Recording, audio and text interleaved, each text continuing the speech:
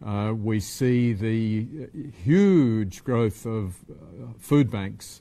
We see the results on the streets, and yet there's no government survey of the impact of its policies on food security. Who's going hungry in the country? How many? Why? Even issues like poverty, child poverty, are left in a sort of limbo because the government has maintained this system where there are 4 different measures that can be brought up at any particular time in order to suit the purposes of the speaker. You can have absolute poverty, which the government insists is really all you should be looking at. You can have relative poverty, which gives a very different result. You can have before housing costs. You can have after housing costs. And it's confusion. Government is not able to be held to account in a meaningful way, doesn't hold itself to account, doesn't have a clear set of policy targets for eliminating poverty. I've said in my report that I think the Social Metrics Commission has done an extraordinary job. I don't think they were supposed to succeed. I think they were supposed to come up with something that would be divisive and rejected, but the experience has been the opposite. Most people I've spoken to have said this is a big improvement, it is fair, it's a good measure, and it should be adopted. And I think it would be a huge step forward if the government embraced the recommendations of that commission. Hi, I'm Manoush from the New Statesman. You talked about Britain losing its sense of community. What kind of society are we heading towards if nothing changes, do you think? I think Britain is heading towards an alienated society where you have pretty dramatic differences between the, to use old language, the upper classes and the lower classes, defined these days in economic terms rather than royalty or hereditary titles and so on. But I think the era of connectivity technologically, the era of social media and so on, make it much less sustainable to have these 2 dramatically different societies of people living the high life, indeed a higher life than has ever been lived before in terms of levels of luxury and so on, but people on the other hand not able to afford a tin of baked beans, not able to feed their children on the 7th night of the week, not able to afford shoes for their kids to go to school, not able to afford a bus fare to get out of the village to the job centre. I think that is going to create an alienated society and one which won't look like what Britain thinks it wants to look like, and I believe it should look like. Robert Wright from the Financial Times. You're obviously the UN Rapporteur on extreme poverty. What would you say to a poor person in Chad or something like that, a real low-income country, about what you're doing, looking at the situation in the UK, which is undoubtedly very serious, but I think most people would accept is less extreme than in some of the real low-income countries? You know, there's always someone worse off, and I don't think it's a very useful comparator to say, my good man, you're about to get 20 lashes, but I can assure you that in other countries they'd give you 50. I think poverty is, by almost universal agreement, a relative matter. It's relative to the society in which you live. I think, yes, you can go to Chad, you can go to Mauritania, where I went a couple of years ago, you can go to Ghana, where I went earlier this year, and you can say to them, my friend, how would you like £37.80 a week? And they'd say, my God, I could only dream of that. And I'd say, well, that's what an asylum seeker gets in London, and that's what they've got in order to survive for a full week with their family to cover everything other than housing costs. And I don't think that the person in Mauritania is going to say, wow, that sounds great, I'd really like to go and live in the UK on that sort of money. They would say, I've at least got family, I've at least got my tribe, my community. I can survive here on much less, but my life is not that bad. So I think those sort of comparisons are actually really quite unhelpful and not very instructive. I think every country has to be measured against what it's capable of doing. And Britain is certainly capable of eliminating most, if not all, of its poverty if it wanted to. But it's clear there's a political choice that it doesn't want to. It would prefer to offer tax cuts to the wealthy than to remove hundreds of thousands, maybe 1 million or more, out of serious poverty. Hi, thank you. Manuel for RTTV. My question is very simple. I understand every single thing you've said, but I'm just wondering, should the UK government then spend more money on welfare and benefits, or should it do the exact opposite and create a system to discourage welfare dependency? Because that seems to be part of the issue, and ultimately it makes it seem like nothing is really working. I think you'd be hard-pressed to come up with too many ideas that would really provide greater discouragement than already exists. I think the notion that people are willingly sitting around at home because life is so good on benefits disappeared a long time ago. So I don't think that you can come up with much more of a punitive or deterrent nature. I don't deny that employment rates are great.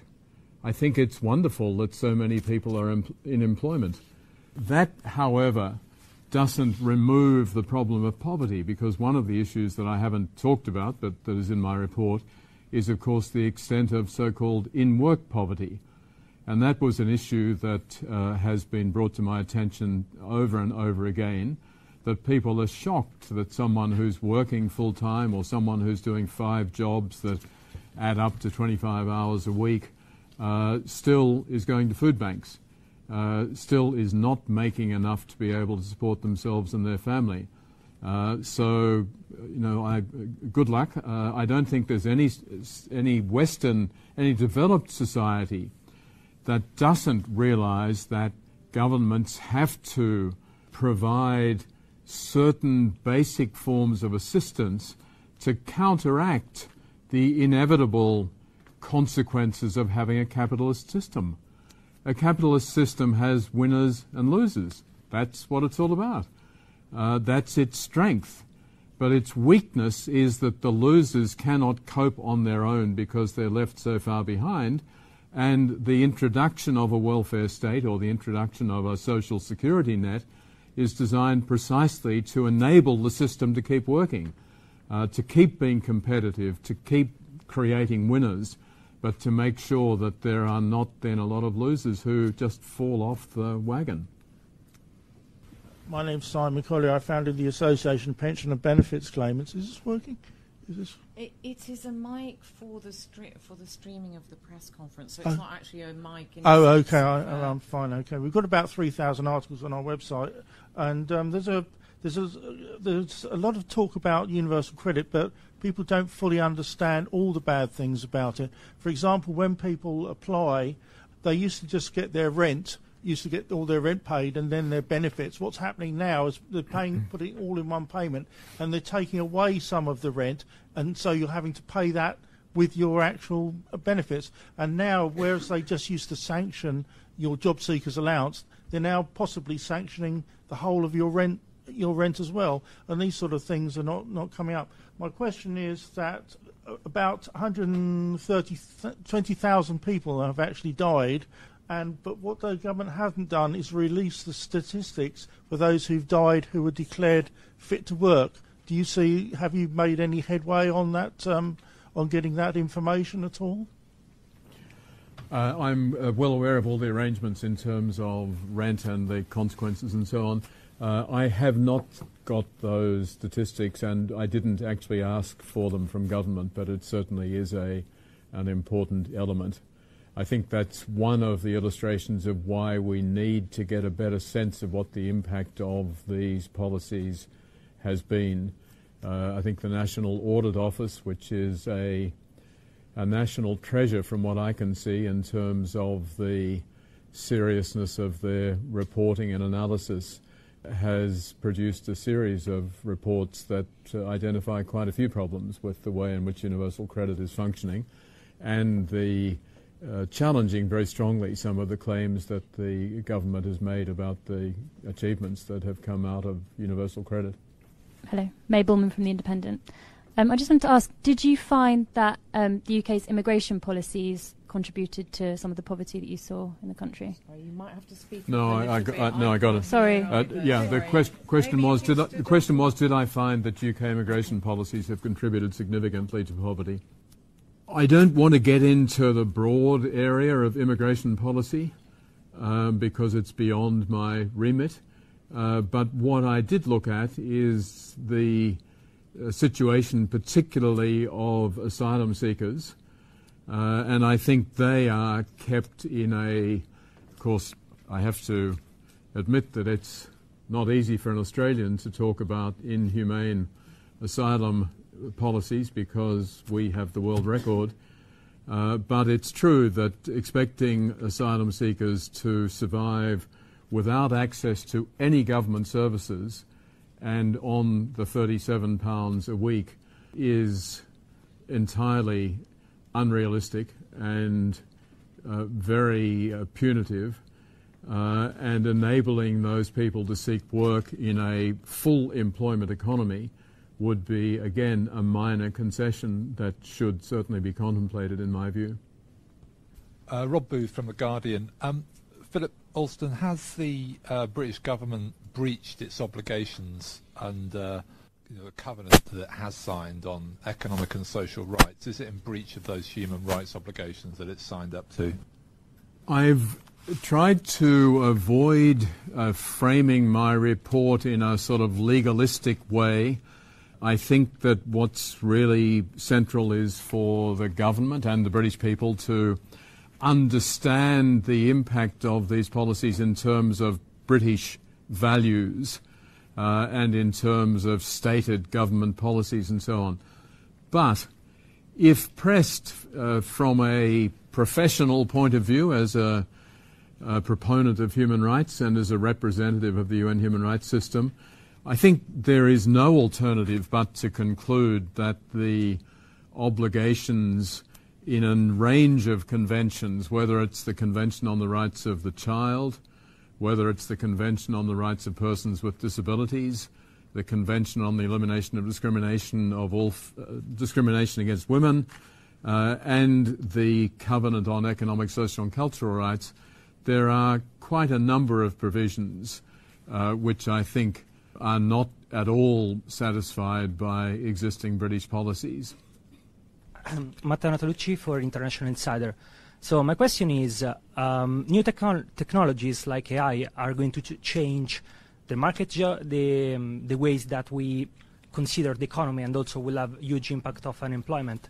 Do you think the government is doing enough in reshaping and creating digital skill around the marketplace, or do you think they will need some help from the private sector as well in delivering this? Thanks. Well, first, I think this government is acutely conscious of the importance of technology. It has, as I set out in my report, prided itself on being a pioneer in the use of artificial intelligence, on big data and so on. I don't think there's any real risk of the government being unaware of the importance of those developments. I think my report goes out of its way to say that for all of us, these technologies are relatively new. We often proceed without much understanding of how they operate. We have a big problem that a lot of the algorithms that are used are not transparent for a whole range of reasons. And as the systems become more and more automated, the greater are the risks that the systems will function in ways that they should not. I call in the report for a greater linking of human rights concepts to information technology developments. I'm